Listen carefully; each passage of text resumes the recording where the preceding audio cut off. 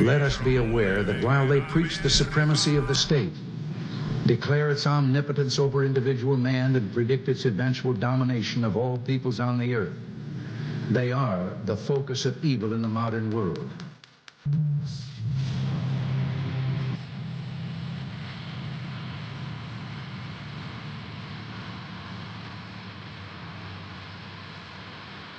Gentlemen, this is Democracy Manifest. America will find you, and we will bring you to justice. We came, we saw, he died. Ladies and gentlemen, we got him. Good morning, ladies and gentlemen, or shall I say good afternoon. It is May 22nd, 2023. Well, from my window today, it's not really sunny, it's not really blue skies, it's more of a white overcast. Nothing really much to get you out of your house for, so I've just been sitting around today contemplating on where the world's headed and how we're going to deal with it. Nothing really major, I guess, happened this weekend in America. No newsworthy notes, no noteworthy news, just kind of one of those blah weekends. So, given that there's nothing new to talk about, I spent most of my weekend down by the beach, at the pier, having a little fun. But yeah, since there's no news to talk about, I'd like to talk about something that strikes me every now and then, every time some new controversy in American politics or American culture pops up. And it's this concept of how in one generation we have completely turned heel on everything that we were taught and raised by when we were kids, when we were younger.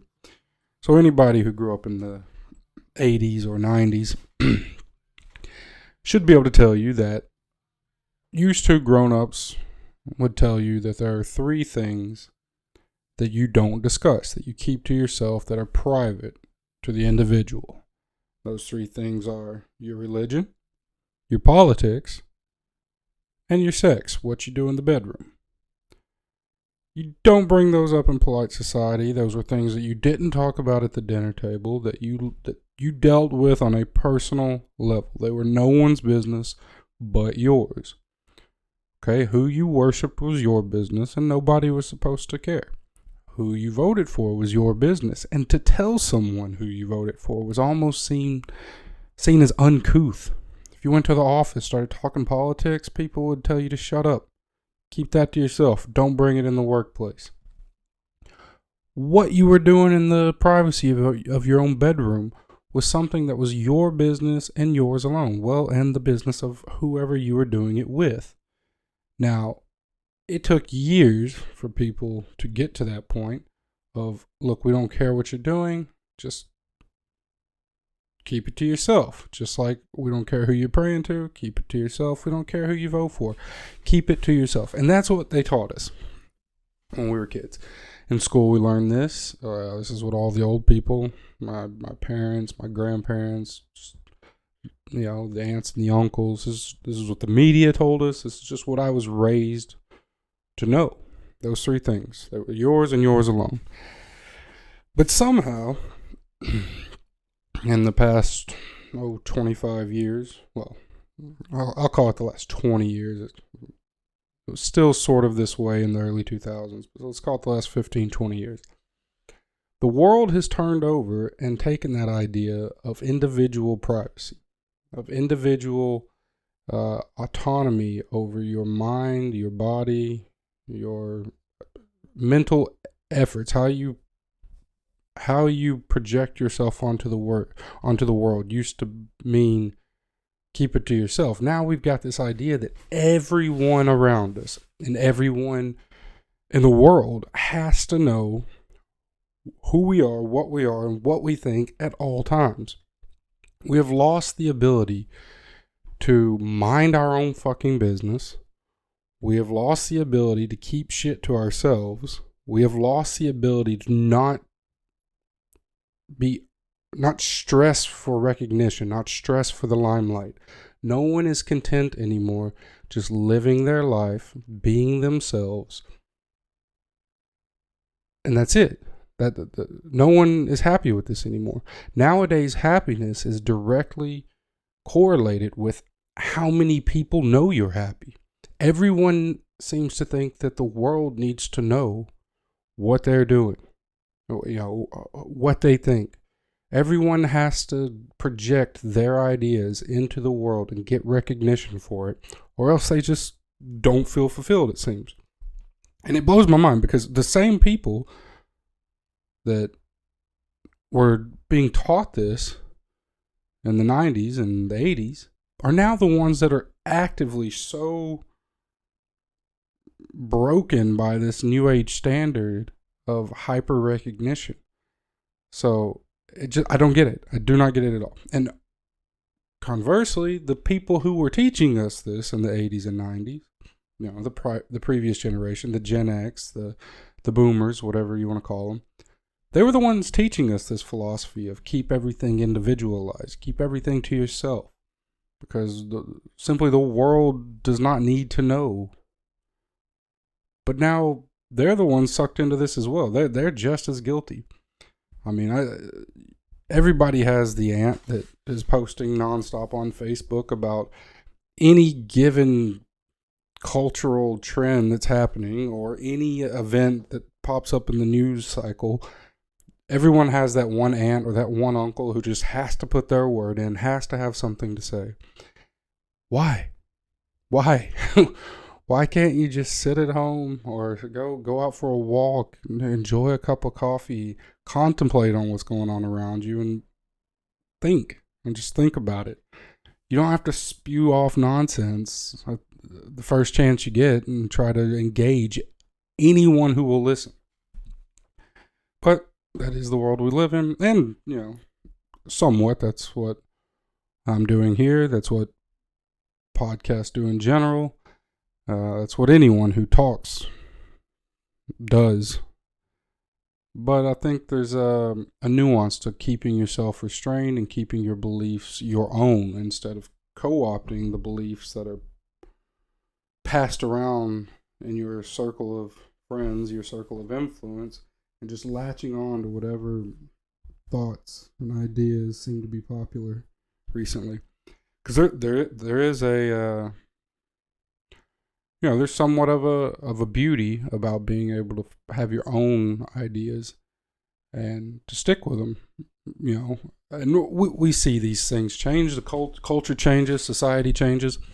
People who were labeled very liberal, 20 years ago, have now somehow found themselves being called right-wing extremists half the time. It happens to me. It happens to people I know. It happens to people I follow on social media, online. I see that their thoughts and their views have not changed, but society and culture around them has changed so dramatically that now these people are outcast and are othered into a different team, if you will. Growing up, I never thought of myself as anything but a free-thinking, very progressive, liberal-minded individual. I actively resented my surroundings. I grew up in the South in America. As you can imagine, there's certain trends and ideologies that permeate the Southern culture. I actively rebelled against it.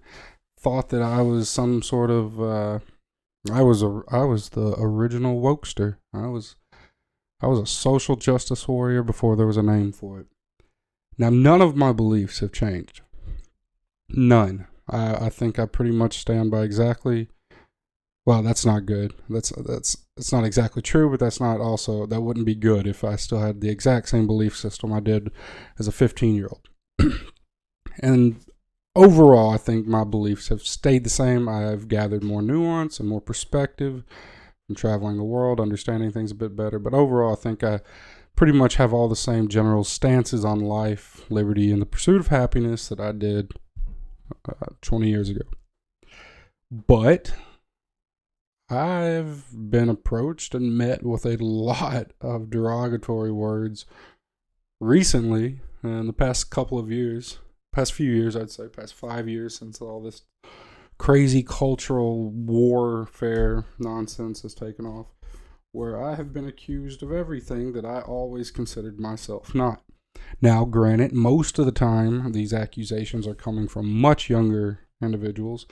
I think the proper nomenclature is Gen Zs. These Gen Z people who have no idea about how the world works and have no idea how to have individualized thoughts, how to have individual feelings. Their entire lives, they have been raised in a social environment, so they never developed the tool to just sit bored in a room or to get lost somewhere in the forest.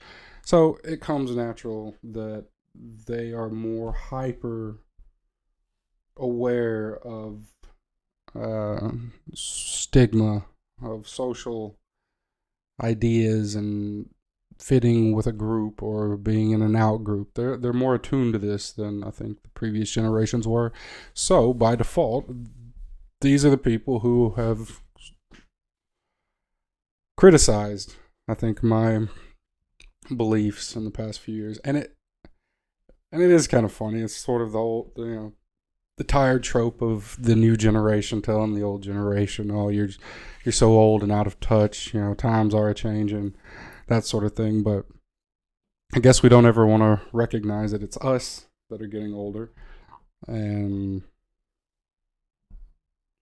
yeah, it's a hard pill to swallow, I guess, because the older we get, the older our ideas get as well. And eventually we are the old people rambling in the nursing home that the newer generations laugh at and kind of dismiss. It's a bit sad. I think there was somewhat of a cozy warmth to the zeitgeist in the early 2000s. I think there was a time period where we were coming out of the 90s, 9/11 happened, everybody sort of got on the same team. There was a sweetness in the air. Felt like we were kind of all getting along, getting past, generations of fighting and generations of social inequality. We were in a sort of sweet spot where the new millennia was taking off. But then technology happened. Technology came fucking fast, really fast. And I don't think anyone was ready for it. Used to it was, everyone had to get along with the people in their environment. So you went to school, you were in your neighborhood, your town, your city, whatever. You had your group of friends, and everybody had to get along with those around them because no one wants to be in an environment of stress and anger all the time. So that was just the natural, mechanism of the world, was that we all just had to get along. And we had to figure out how to get along, and it created friendships, it created different groups, there was a time, back in the MySpace days where every type of little individual community you could imagine existed peacefully on the internet somewhere. There was always a chat room or a group to sit in with and meet up, something. But technology came super fast, hit us right in the fucking face, and we were not ready for it at all. All of a sudden, we didn't just have to get along with the people in our group or the people in our environment. We had to get along with everyone. We're forced to get along with everyone. Now all of a sudden, if you thought one thing, you were supposed to somehow think and have share common ideals with those around you physically, but you were somehow supposed to justify that with sharing ideals with people who were thousands of miles away. If you lived in Texas, all of a sudden, where you were just supposed to get along with your Mexican friends. You were supposed to get along with the old religious people who probably were your mayors and local government people. You're supposed to get along with them, but then all of a sudden, technology hits, social media comes around, and you're supposed to get along with those people, but at the same time, you're supposed to agree with ideals that are put forward by some random group of people in New York or DC or LA. That's an impossible task, but it became the norm. And that norm has just multiplied and multiplied and multiplied over the past decade. now we're at a time where I think almost ironically, society in general, but social beliefs have become so vigilant in their how do you say it? In collecting members. So every social belief system has become vigilant in collecting more followers, more believers, to the point where it's become sort of an emotional and spiritual warfare.